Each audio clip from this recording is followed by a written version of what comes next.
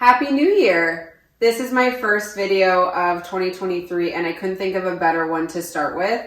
It is our fireplace project that we finished just before the holidays. So today I'm taking you through step by step and summing up everything that we did from start to finish of the construction of it, the electrical. Again, this was more on my husband's side, but we really are so happy with the result. It looks great. It just fits the home so much more, especially with the updates that we've been doing in here. And so if you want to see how to go from a builder style, kind of like that, just, you know, plug and play kind of mantle into something that looks like this, please keep watching. If you are new, please subscribe. That would be so awesome. Start off 2023 by subscribing, and then also like this video if you like what you see. So let's get into the video.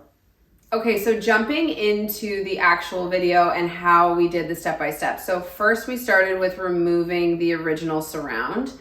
I was not here for that. I came home and it was completed, to my surprise. Then what we did was we figured out where the studs were. Unfortunately, the way that they built this wall, it's not centered, and the fireplace is not perfectly centered on the wall, which to me is idiotic, but you know, that's a later problem. I think it was an inch difference on either side. Luckily, you don't really notice it, but it did impact where the actual studs were. So our niche is not perfectly centered. We had to do it in between the two studs that we could find. So we cut out the drywall carefully so that we could actually use that same piece of drywall as the back of the niche. For the electrical part, getting into that, we have a little bit of footage of that. I really didn't take a lot of footage of that because my husband's not an electrician. He knows a lot about electrical and I feel very confident that he did it safely. But myself, I would not feel confident, and he doesn't want to be on camera, so I don't feel confident enough talking about the electrical. So I would say either hire an electrician for that part or look into like specific electrician YouTube videos, and they should be able to help you with that, hopefully. But so we did all the electrical. We had to open up this wall as well too, so that we could actually bridge the gap between all of the connections. We closed off one of the outlets that we never really used, and then we created this one, which if you are redoing this and you have an electrician doing it, or you know someone that's an electrician, I would recommend adding a outlet to your mantle. I kind of wish that I would like flip-flop this. It's just hard to see the TV with this in the way, so we kind of have had to reverse it, because you can easily hide this with books or things like that, decorative stuff. But this is great for the garlands that you may have on your mantle for Christmas and things like that. You can just plug them in there. You don't have to worry about an extension cord or anything like that. So just that's kind of a tip if you are redoing your electrical. And then once the electrical was done behind the niche, we used that, like I said, that drywall to finish that off. We also have some footage of my husband using kind of climbing into the niche and actually putting some extra 2x4 pieces above. We knew which TV we wanted. My husband wanted the 65-inch. This is the LG OLED 55-inch. He wanted a 65-inch, which I was on board for, but we just mapped it out and it looked huge on this wall. It's not a big wall.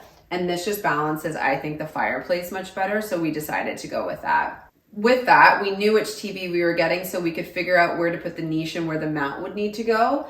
So the mount on these TVs is a lot higher. So where the niche was, we actually stacked some 2x4s and drilled those in order to create more of a stable surface to attach the mount to, because otherwise then you're just going into drywall, and for a TV, you just don't want that falling off the wall. The drywall anchors are quite heavy duty, but we wanted to make sure we were drilling into like a stud or wood, and just with the placement, we kind of made our own. He also put some on the side, I believe, too.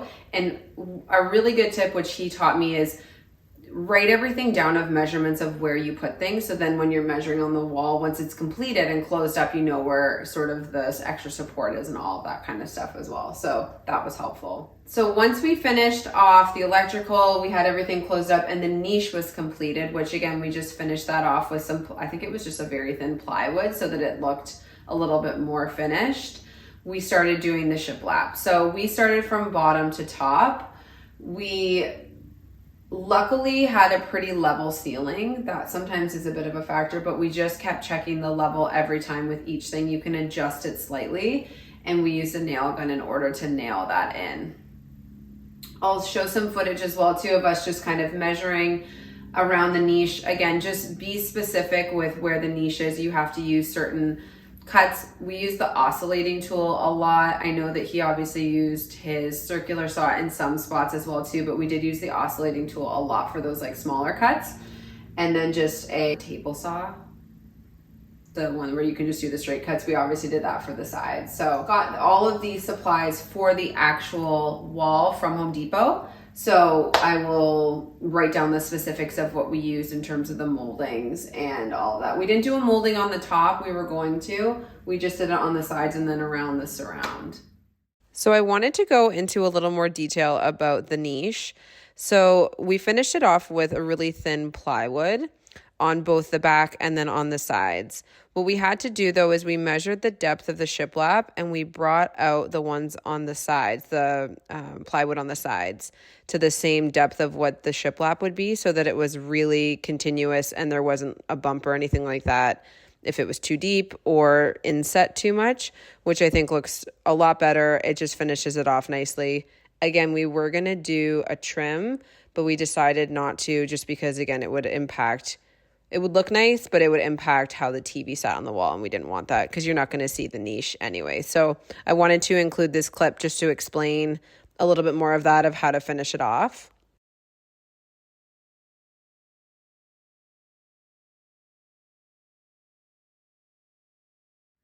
So one other thing to note is that when we actually took off the original surround, it was glued down, and also they had a poly on this stone to finish it off and seal it essentially, because it's not a huge high traffic area, but I think they wanted to have it sealed.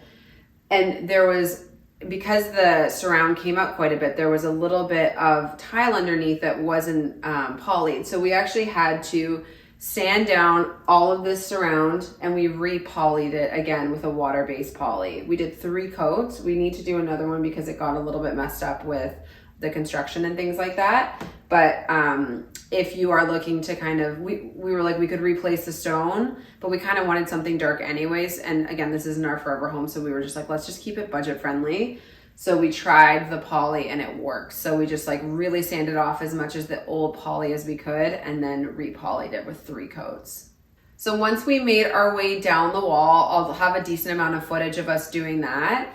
We made our way down the wall and completed at least that part. We did do the side molding first and then we put the boards onto that. So once we got to the bottom, then we had to do the surround of the fireplace. So this was a little bit trickier.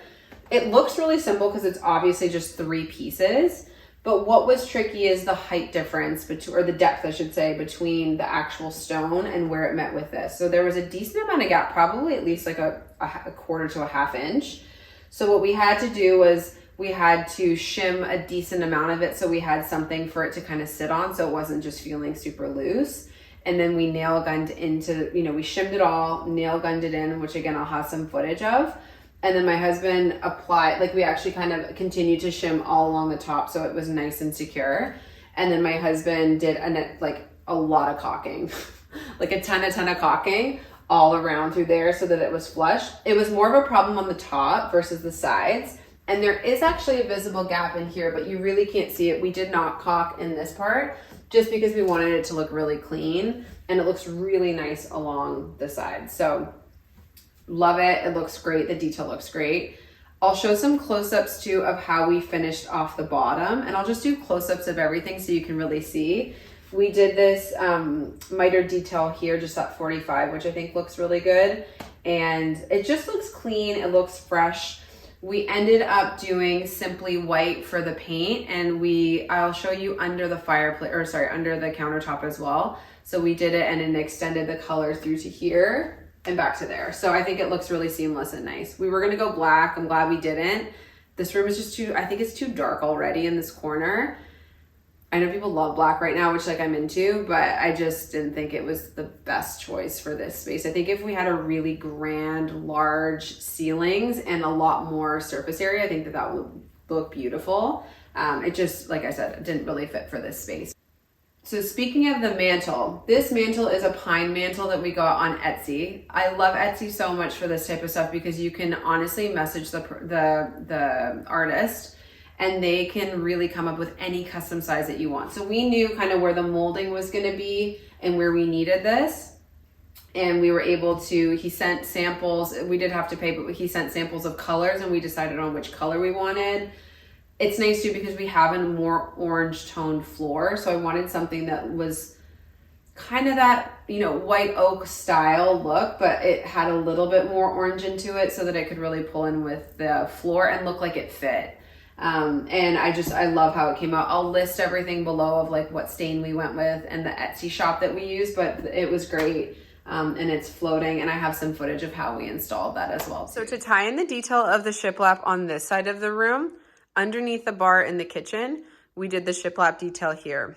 These stools are from West Elm. I'll link them below, and I'll just pan over to the fireplace. So I love that this wood on the mantle, I tried to find something the finish wise that matched on these stools.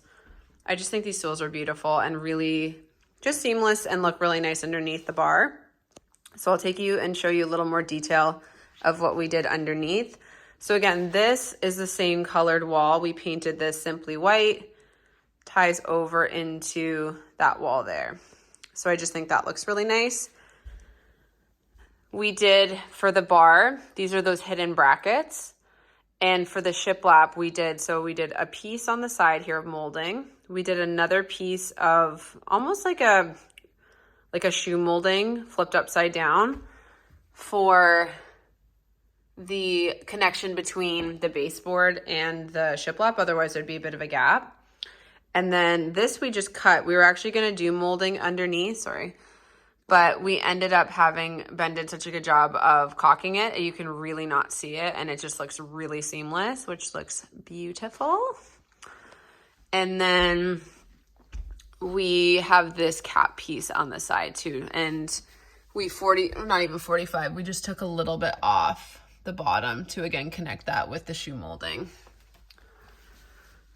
And so that's the connection between the two there. So thank you so much for watching. I hope that these tips helped you and inspired you to maybe do something similar in your home.